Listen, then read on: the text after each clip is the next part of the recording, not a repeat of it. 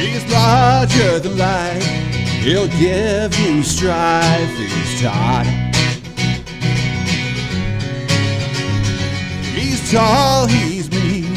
He's labeling machine. He's Todd. Rides a motorbike. He'll tell you what it's like. He's Todd. Don't know what he'll say. He'll scare the kids away. He's Todd. He's Todd.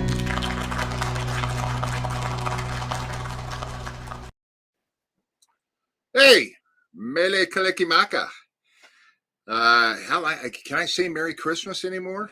Is that can I still do that without getting into trouble? So I'm actually getting in the festive mood around here, as you can see. And so hopefully by the next episode, I'll be all decked out. But I thought I'd start the festivities with this toque this morning, and some of those out there know what a toque is. I had to explain it to a few people recently, but anyway, thanks for joining us. Episode 73 already. Can you believe this? I think we're going on 3 years now, Kate. So it's been a fun ride. We're going to keep going with this, and the whole basis of the show. All right, Bruce Page, naughty elf. Now I'm the badder Santa. There was a bad Santa out there. I'm the badder fatter Santa. So anyway, it's great to have everyone out there, and we've talked about labeling until I'm blue in the face, and we're going to continue to talk about labeling, but kind of in a different way. And so as this whole series continues, we're inviting on more other manufacturers in how labeling relates to their product.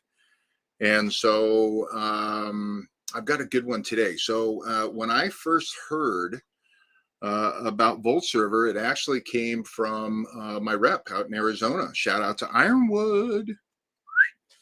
And I think it's a fairly new line for them, but I did a little bit of research, and it's really, really interesting stuff. And I'm going to let my guest talk about a little more or talk about the subject that he knows a hell of a lot better than I do. So thanks, Chuck. You're the man too. But it's interesting in the fact of it's digital electricity.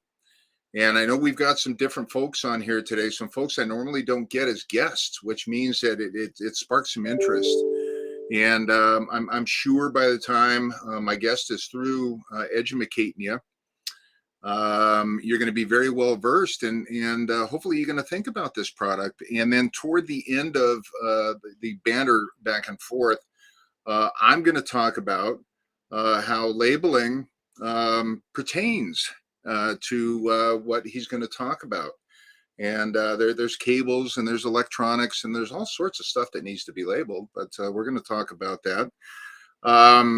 So without further ado, out of New Jersey, straight out of New Jersey, I want to introduce Mr. Luke Getto. Yes, it is Getto. It's not spelled like you think it is. But Mr. Luke Getto is coming out of New Jersey this morning. Good morning, Luke. How are you? Good morning, Todd. Thanks for having me.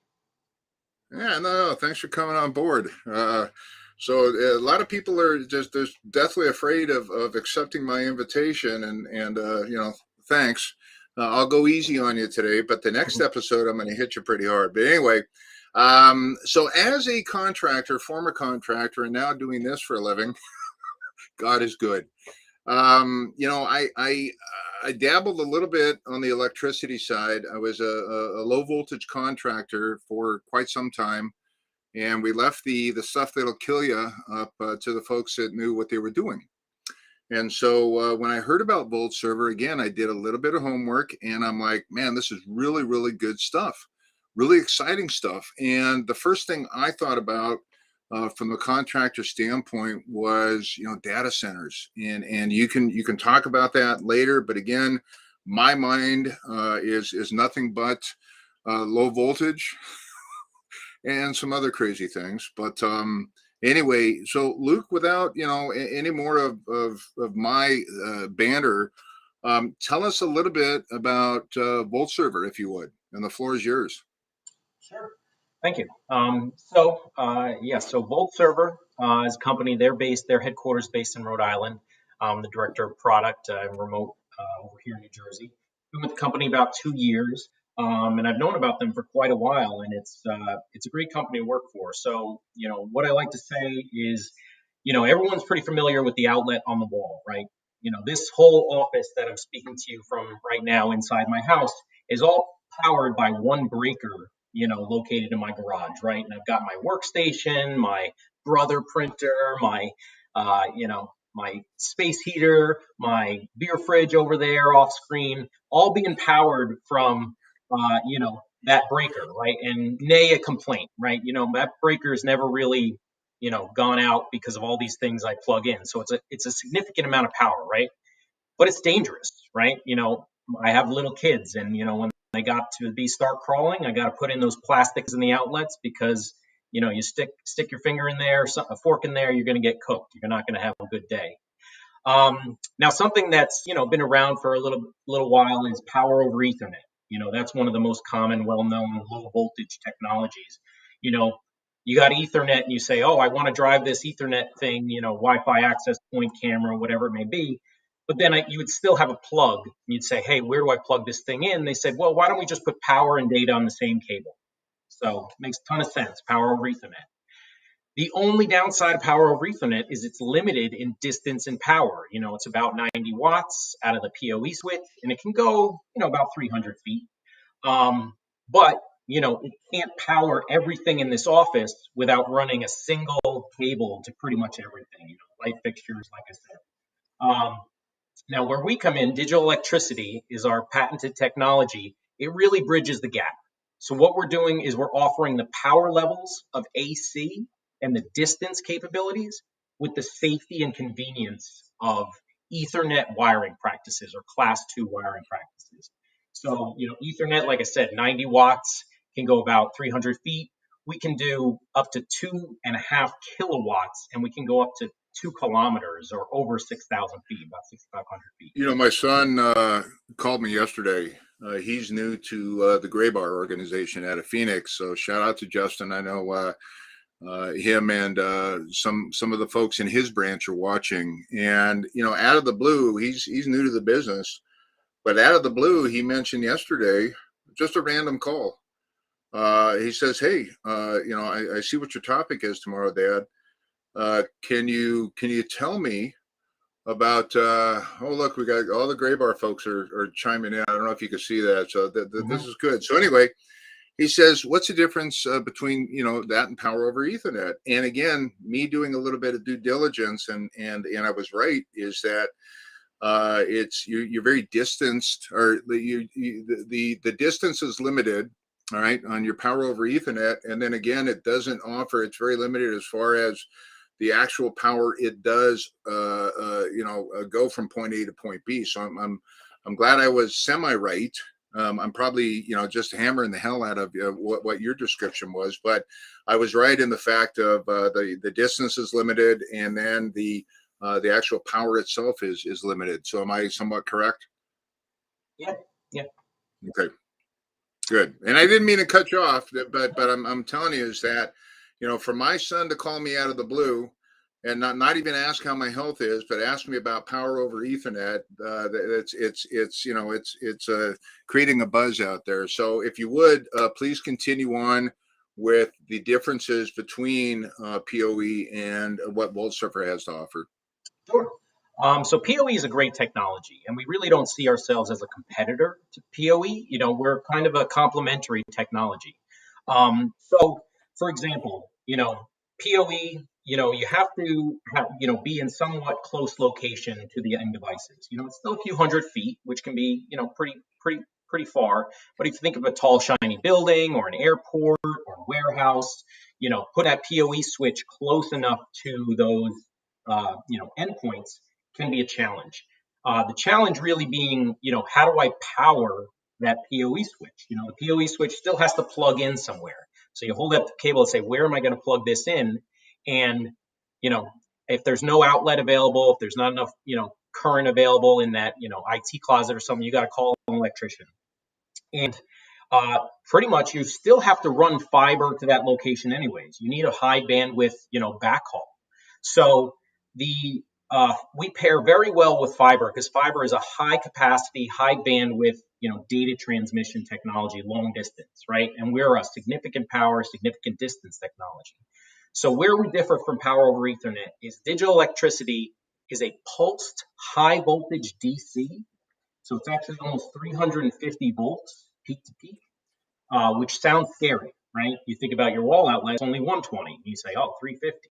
But what we're doing is we're running it, pulsing it 500 times a second. We're doing a safety check 500 times a second.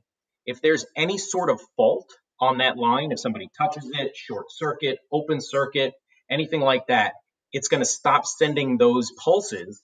And the amount of energy that's dissipated into that fault is actually very low. If you put your fingers across those wires, it feels like a strong static shock to me. Some people don't feel anything, but that's what I feel. And so what we're doing is able to transmit, a significant amount of power. So now you can say, all right, I've got my server room, which has, my fiber servers. I'm going to run my fiber and my copper using digital electricity out to these IT closets or these, remote locations for the PoE switches. And I can power my PoE switches all from one location and in a single cable. So rather than having to have an AC pipe over here and fiber over here, which is, prevented by code, you run one single hybrid cable, and now you can have power and data pretty much wherever you need it. Well, I tell you, speaking of safety checks, I remember when I think I was about 7 or 8, and my little brother was, 4 or 5. I remember telling him to do a safety check using a paper clip on an outlet, and it worked. It was, it worked quite well. But anyway, I know he's watching right now, so that is a true story, by the way. And he lost his hair at 9 years old, and it's never come back. So anyway, so one of the things that it kind of enthralled me is you mentioned running this over, structured cable. So what types and where do you stop as far as the gauge of wire cable? So what in betweens can you go on using VoltServer? So right now we're typically using 16 or 18 gauge. It's Cat 6 I think is 23 gauge, so it's a little bit thicker.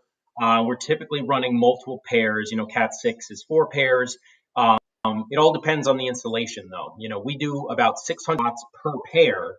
So the more power you need, you got to add up a few more pairs. But it is the structured cabling. We got a lot of cable partners. We don't actually sell the cable. We just partner with other companies that have multi-conductor cables, to distribute that throughout the building. Whether it's plenum, whether it's hybrid, outdoor rated, all that kind of stuff. So it's not anything special. We don't have, a proprietary digital cable. There are some cable characteristics that we like to make sure it's going to work and we're not going to have any issues. But that's typically what we're recommending. If you've got a scenario where maybe you have a really long distance load you got to power, maybe we could go down to 14 or something like that. But we don't really see that need that much. So the small gauge conductors make it, pretty convenient for pulling it. They're a lot more malleable.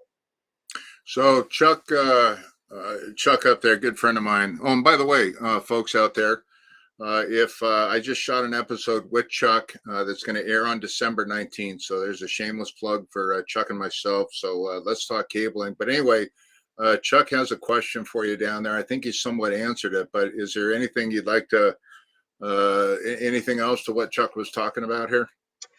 We don't run over category cable, but we run over, the multi-conductor struct cable. Yeah. So kind of like control cable, multi-conductor pairs.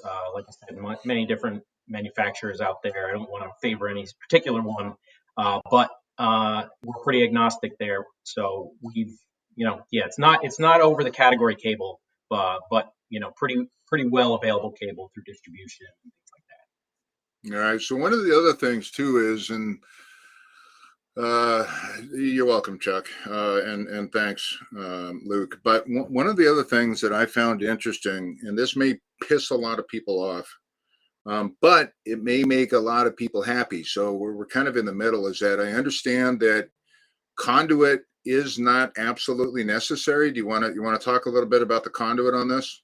Correct. AC in commercial and industrial facilities is either has to be armored or it has to be in conduit. And it can't be run in the same pathways as low voltage things like Ethernet, fire alarms, power over Ethernet, things like that, or fiber, right? So it needs its own dedicated pathway, and typically that's done via conduit.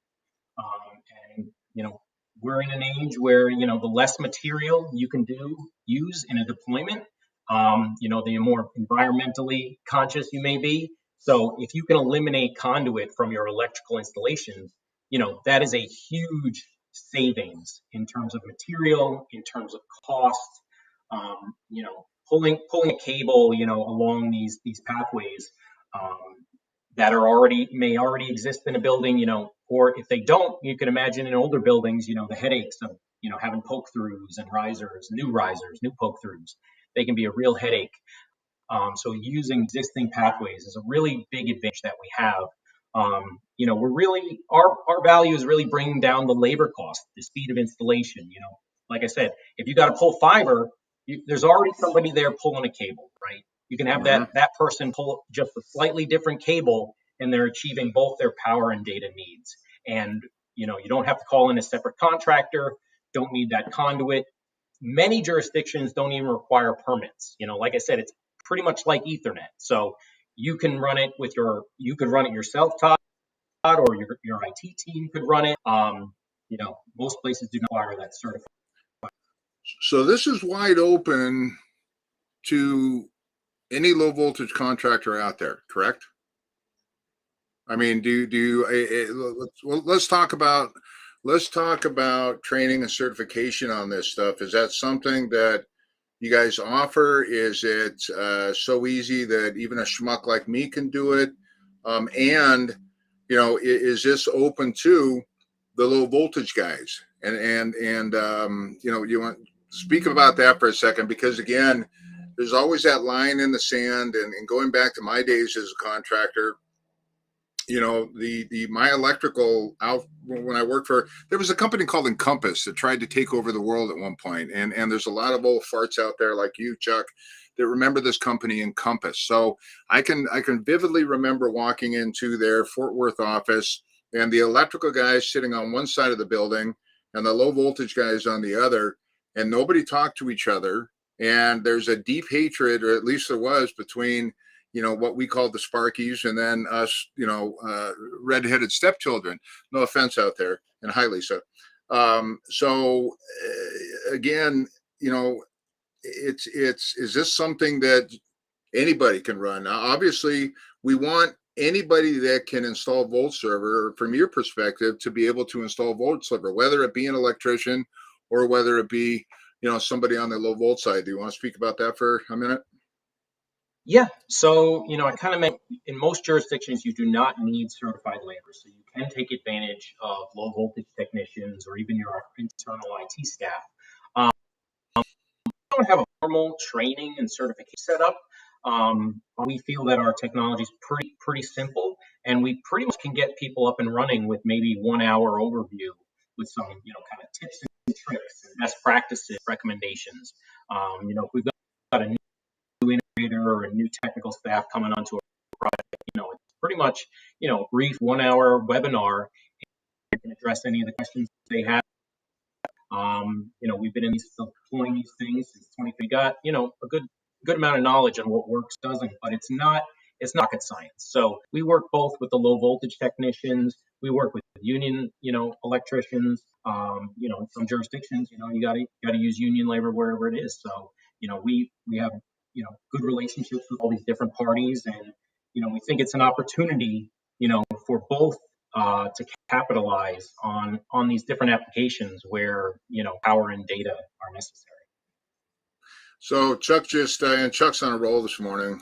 So again, could you expand on how this is tested for final acceptance? So first, the technology is based on UL 62368-1, which is a limited power source. Now, in terms of final acceptance, um, it's if you simplify it, it's kind of like an extension cord, right? So whatever at the other end, if you plug it in and it turns on, that's kind of the final acceptance test, right? So as a standalone system, we're kind of like the outlet in the wall. Like you got to plug something in to say, yes, it's delivering power. And typically, whether that's a PoE switch, a 5G radio, or, some other device that we're powering, you're turning that thing on and making sure it operates.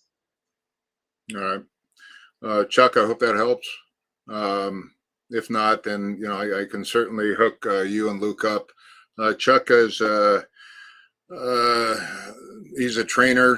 He's an RCDD. He knows. I mean, he's a wealth of knowledge.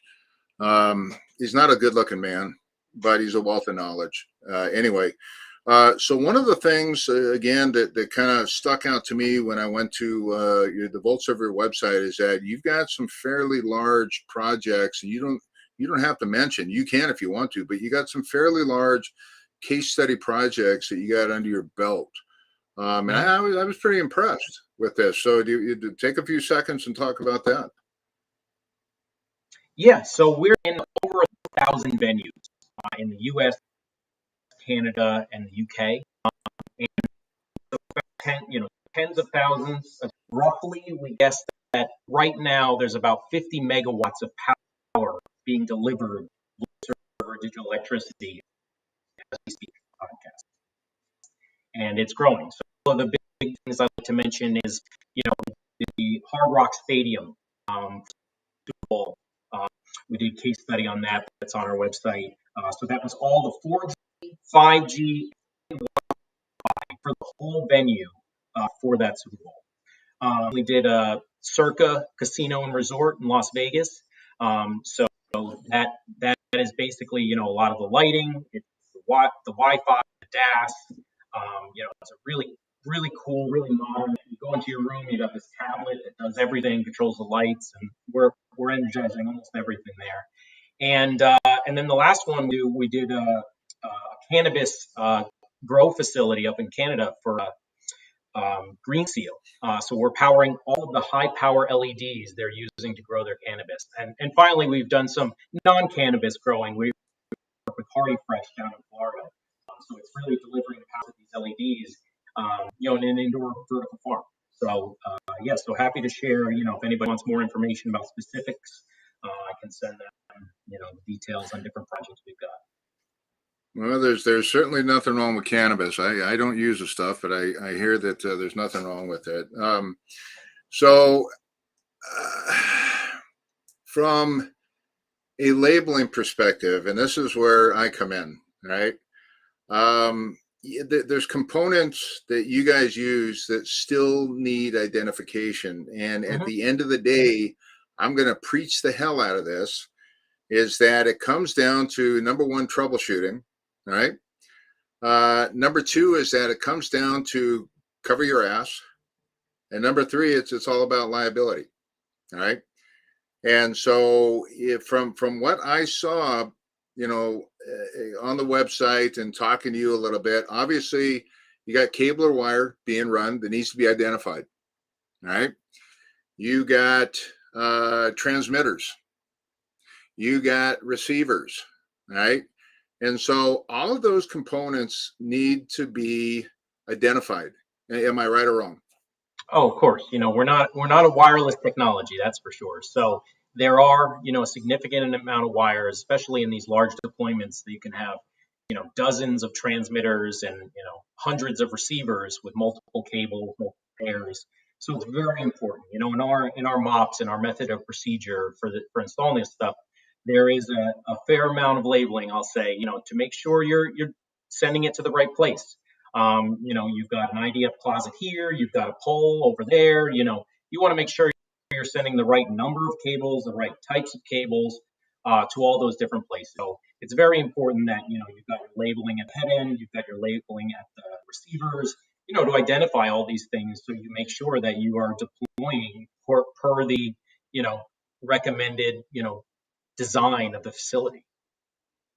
Well, one of the things that I was talking with Chuck about the other day on his video webcast that'll be coming up December 19th.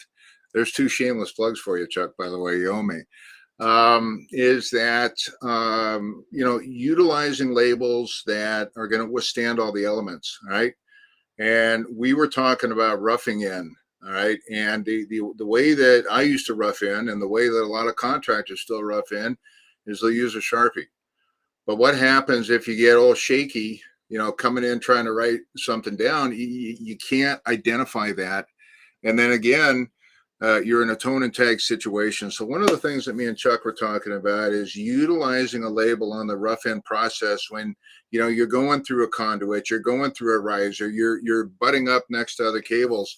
Is that Brother is really famous for the durability of the label, and that's because every label we have is laminated. So number one, it's going to withstand any heat. You give it up to 225 degrees or anything down to 80 below zero, but it's not, humidity is not going to affect it, heat's not going to affect it, condensation's not going to affect it. So one of the things I'd highly recommend with VoltServer and those out there who are installing VoltServer is use our labels on the rough end stage as well. All right, not don't wait until you get to the end. You can put them on at the beginning of the rough end stage. The other thing I'd highly recommend is that, and I preach a lot, Luke, is asset management and using QR codes. And so again, you're limited on a label to the amount of information that somebody can go up and humanly read the amount of information.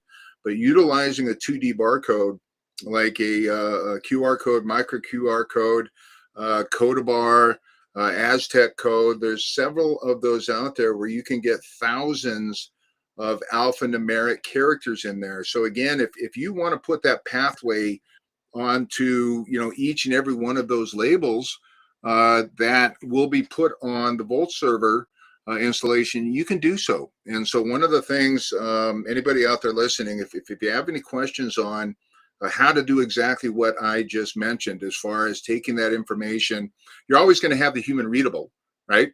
You're always going to have that. But again, in addition, think of using some type of asset management barcoding. Where's it coming from? Where's it going to? And then expand upon that where maybe the next leg and where it goes beyond that. So all that information can be put on a barcode. So again, that's something we do very well here at Brother. If you need some more information, please reach out to me. At the end of this, Luke, I'm going to share with your contact information.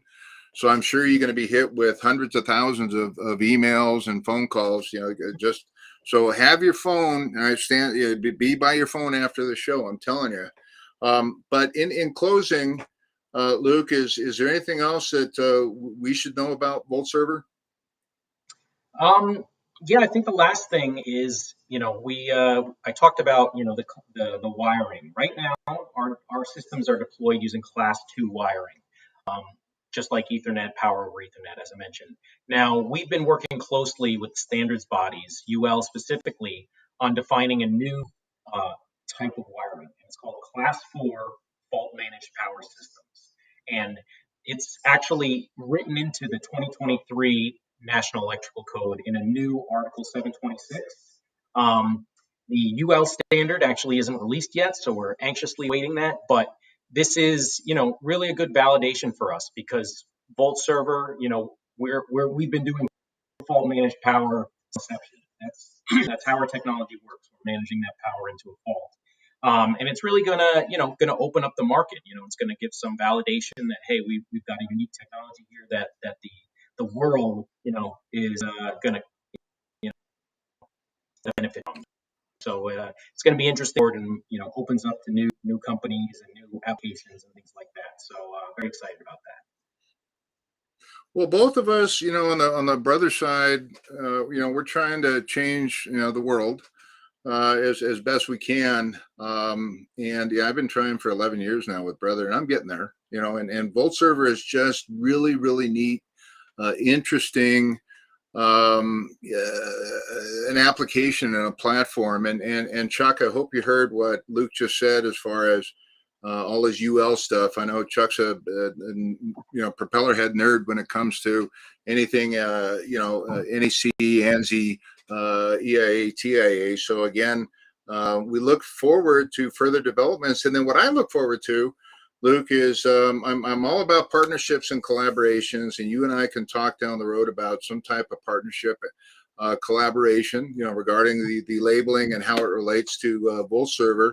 And I look forward to that. And anything else you got? If not, we're gonna roll some credits, and we're gonna get your information out to the masses. If you are in Ironwood's territory, reach out to Paula, Eric, or PJ, for more information. If not, please contact Luke. If you contact me about VoltServer, I'm the wrong guy to contact. I'm gonna send you to Luke. All right. But anyway, Luke, I want to thank you very much. I know it's cold as hell. That doesn't make any sense whatsoever in New Jersey. Keep yourself warm up there. And thank you very much again. Appreciate it. All right. Thank you for having me on your Toddcast. All right, buddy. Thank you very much. So we've come to 10:30. We're running a little bit late. So a couple of things in closing. Number one, let me go this way. Wait. Here's thanks a bunch. Okay, you're welcome, PJ. So here's Luke's information. I don't know about that hat, dude. But anyway, here's Luke's information. Looks like he is in Vegas at the time of this. So anyway, if you got any questions, please contact Luke, Mr. Getto, on VoltServer. All right. And then I think we got the QR code coming up there. No. Next show, labeling from a rep's perspective. So PJ, I know you're out there. Get the folks ready. I'm going to have all my reps on board, and this is their time to shine, sing the praises of brother, and then talk about some of the other stuff that they offer out in the field. So again, it's going to be a collaborative effort on the West Coast side of the fence with my reps, which are really the only ones that matter. I don't mean that. I know Bruce is watching, so he's crying foul right now, probably on the phone with HR again. But nonetheless, is that tune in on December 15th. You're going to learn all about the brother reps in your respective territory. January 12th, I've got another collaboration coming on board here, so you're going to learn all about that on January 12th. And then I look forward to down the road, sometime in January, February, talking to the folks at AEM and Softing and Trend about the PLT app. I've learned some really, really cool stuff, by the way. This new PLT app is pretty much groundbreaking. And so it's going to affect, I don't care what type of certifier you're using out there, whether it be Fluke or AEM or Trend or Softing. I think that's it. But it's going to affect that in a really, really good way. So stay tuned for that. How about a QR code now? Okay. There I am. So if you haven't subscribed to my YouTube channel, subscribe. I don't know what the hell I get out of it. I really don't know. But subscribe to it. There's always a push. People are always groveling to subscribe to the channel. I'm not groveling. I'm just asking. If you haven't subscribed to my YouTube channel, go ahead and please subscribe. There's a lot of really, really good information on there. In fact, I'm starting to use even my own videos to answer. I agree with you, Lisa. You guys are awesome. But anyway, there's some really good information on there, including some on AEM and Softing and Trend. And there's lots of good information out there with my collaborative partners back here, right? I got them right behind me. So anyway, hit that QR code. Appreciate it. Sign up for my YouTube channel. And then next we got some contact information. So if you want to contact me, please do before I go on vacation. I got one more trip to Colorado coming up on the 13th, and then I'm done until February. Probably. So Mr. Jamie Brookover out in Virginia Beach, Mr. Dan Cobb somewhere in Wisconsin where it's really damn cold. Who cares? Bruce Page just got back from Japan. I'm surprised they let him back in the country. I'm really, really shocked they let him back in the country. Marblehead, Massachusetts. That's right, Bruce. That's where you live. Thank you very much.